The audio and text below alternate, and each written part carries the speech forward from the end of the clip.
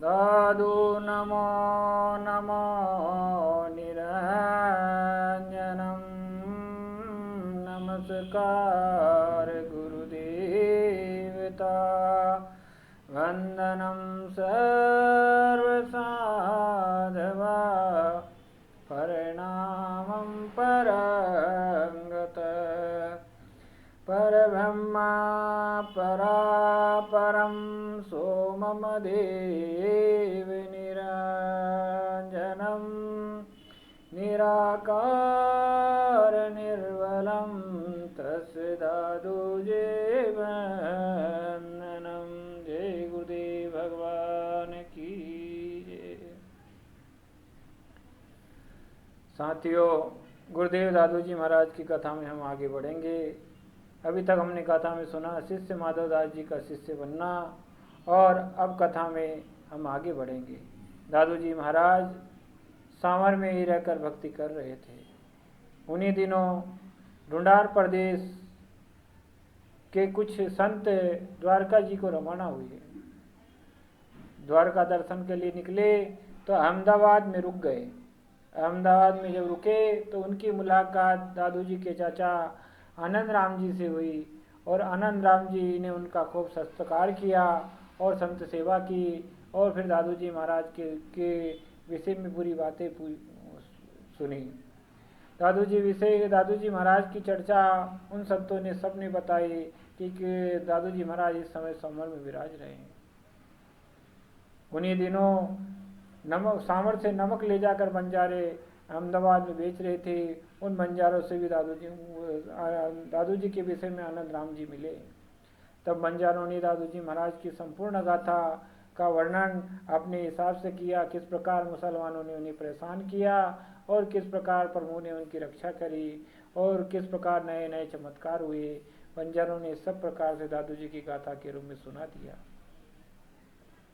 दादू जी के इस प्रकार का प्रताप बढ़ते हुए उनके चाचा आनंद राम जी बहुत खुश हुए, और उन्होंने घर आके अपनी पुत्री हवाबाई से कहा कि पुत्री, आपके भाई इस समय सांवर में विराज रहे हैं।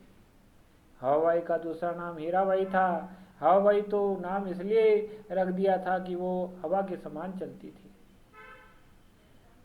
तभी हवाबाई ने अपने पिताश्री से सुना कि मैं दादू इस समय सांवर में विराज रहे हैं, तो अपने भाई से मिलने की इच्छा हुई। तब उसने अपने पिताजी से कहा कि पिताश्री, हमें उनके दर्शन के लिए चलना चाहिए। जब मन में विचार सांवर जाने का हुआ, दर्शनों का हुआ, तब पिता पुत्री दोनों कुछ साथियों के साथ मिलके सांवर के लिए प्रस्थान किया। सांवर आए। सांवर में आकर दादू जी के आश्रम में पहुंच गए और वहीं प्रणाम करके बैठ गए। तब आनंद राम जी ने दादू जी महाराज से पूछा, आप हमें पहचानते हो? तब दादू जी महाराज ने, क्यों ना पहचानूंगा, आप मेरे इस शरीर के चाचा जी हैं और ये इस शरीर की बड़ी बहन हीराबाई है। इतने शब्द दादू जी के मुख से निकले। आनंद राम जी की आंखें भर आई। आनंद राम जी खुशी के मारे कुछ कह नहीं सके। उनका कंठ जवाब दे गया और कुछ के समय के लिए मौन हो गए। इस प्रकार भाव विहेर हुए कि कुछ कहता ही नहीं बनता था। हीराबाई भी भावुक हो गई। दादू जी महाराज भी कुछ समय के लिए विचलित हो गए। फिर उन्होंने उन सबको भगवान की भक्ति का परिचय दिया और उपदेश दिया और समझाया। तब आनंद राम जी ने कहा, आपके पिताश्री और माताश्री भी आपका वियोग सहन नहीं कर सके और वो भी ब्रह्मलीन हो गए। दादू जी महाराज ने कहा, मुझे पता है, भगवान के धाम को चले गए हैं, हमको सबको ही जाना है। इस प्रकार दादू जी महाराज ने आनंद राम जी को समझाया बुझाया और उन्हें भी संतों के साथ उपदेश दिया। इसी प्रकार आनंद राम जी दादू जी के सत्संग में के साथ संग करते रहे और एक माह तक सांवर में विराजे। एक माह तक भक्ति करते रहे और प्रभु भक्ति में लीन रहे। जब एक माह गुजर गया तब आनंद राम जी ने अपनी पुत्री से कहा, बेटा अब हमें यहाँ चलना चाहिए, काफ़ी समय हो गया। तब हीराबाई ने कहा, पिताश्री अब आप जाइए, मैं यहाँ रह कर ही संतों की सेवा करूँगी और भगवान का भजन करूँगी। हवाबाई का मन बचपन से ही भक्ति में लगता था, क्योंकि आनंद राम जी कथा प्रवचन किया करते थे और भगवान की चर्चाएं किया करते थे। इसलिए घर में इसी प्रकार का कल्चर था, इसी कल्चर को निभाते हुए तो उनका भी मन भक्ति तरफ ज़्यादा था। हीराबाई इसी के कारण भक्ति में लग गई। जब आनंद राम जी ने सोचा कि पुत्री भगवान का भजन करना चाहती है और ब्रह्म में ही रहना चाहती है, तो उन्होंने उसकी बात को, विचार को ज़्यादा ध्यान न दिया और खुद ही अपने साथियों के साथ में अहमदाबाद के लिए प्रस्थान कर गए। सन 1631 में सावर से आनंद राम जी प्रस्थान कर गए थे।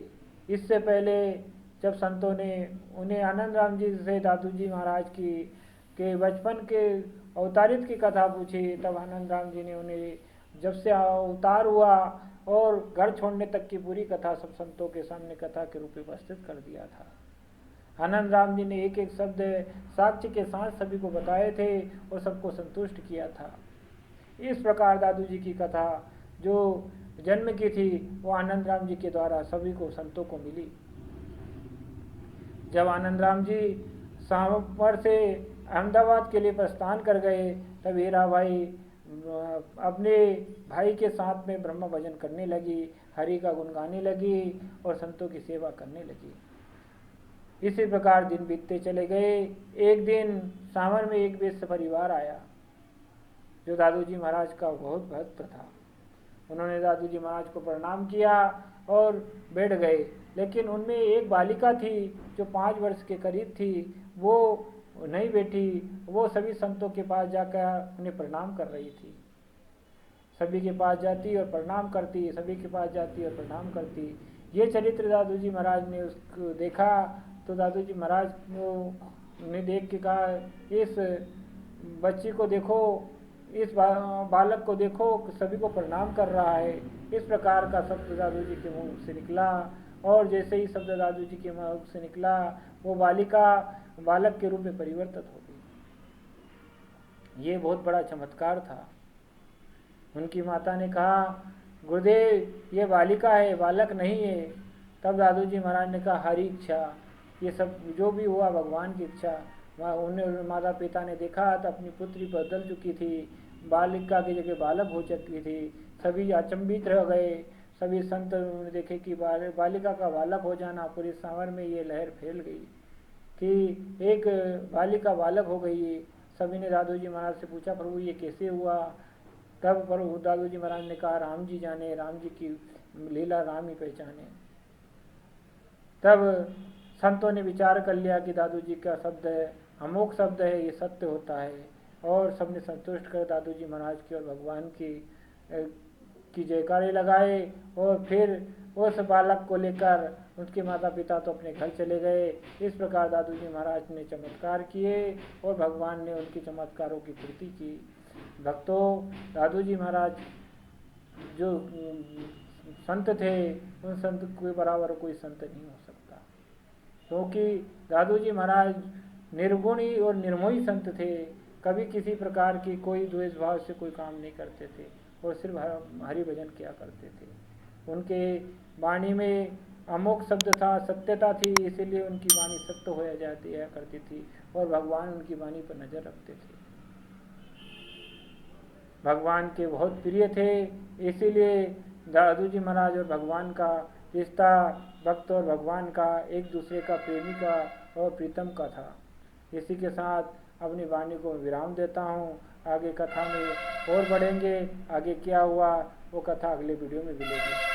इसी के लिए सत्यराम, सत्यराम, दादू राम।